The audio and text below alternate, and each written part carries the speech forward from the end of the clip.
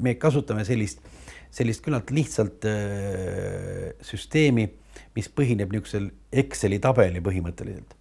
Ja kui sinna sisse kõik õiged numbrid panna, siis nagu eeldatavad numbrid, siis väga palju tuleb lõpuks ka tulemuses välja, et me näeme siis mis seal siis tegelikult on. Probleem on ju selles, et meie nagu ainuke näitaja, mida tegelikult omanik tahab näha või vaadata, on EBIT ehk kasum.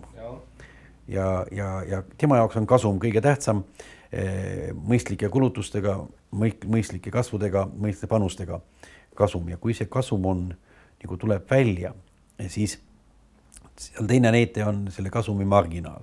Et ühesõnaga tootmise või müügi hinna ja siis nagu omahinna vahe või.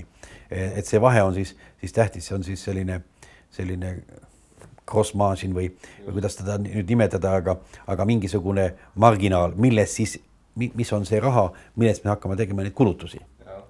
Ja õnneks on meil läinud niimoodi, et me oleme suutnud seda marginaali siiski hoida ja see on niisugune asi, millele juurde me alati tagasi tuleme, kui me lõpuks näeme oma tarkades nendes eelarvete failides või selles arvutusmetoodikas näeme seda tulemust ja imestame, et kõik nagu kasvab, müük läheb paremini ja nagu kulutusi ka nagu ei pannud väga kuidagi juurde kuskile ja lõpuks on see marginaal 10% läinud alla.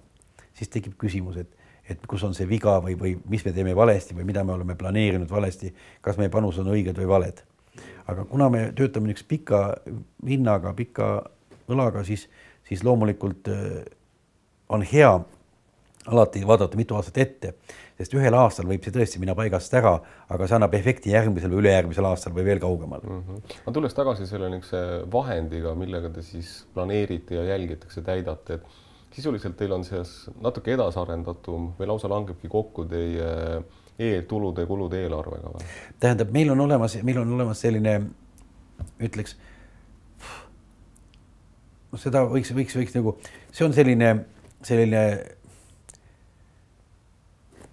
ühel A4 lehel tegelikult olev selline jälgimise vahend. Võtmenäitajad. Jah, seal on tähendab peal tegelikult sellel ühel A4 on väga huvitav, peal on olemas kasumiaruanne, võtmearvud ja ka bilanss.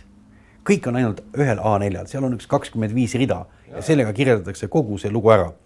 Ja kusjuures siis meil on seal kogu aeg näha, eks ju viimane kuu võrreldus eelmise aastaga ja oma eelarvega kasvav ja ka eesmärk, mis tuleb ja ka alati see prognoosi number, mis me oleme siis teinud. Me ei tee iga päev ega iga kuu prognoosi, me teeme 3 korda aastas neid. Ja näiteks nüüd me eelarve andsime ära just ja järgmine vaatamine on siis kuskil meil märtsikuus, kui meil on aasta tulemused teada kõik ja nii edasi ja teame juba järgmise aasta jooksvat ka, mis toimub. Siis tuleb meil juulis veel üks korrigeerimine, kui vaja on ja siis teeme järgmine septembris jälle eelarve tegemise aega, oktoobris valmis jälle. Nii et selline rulliv süsteem.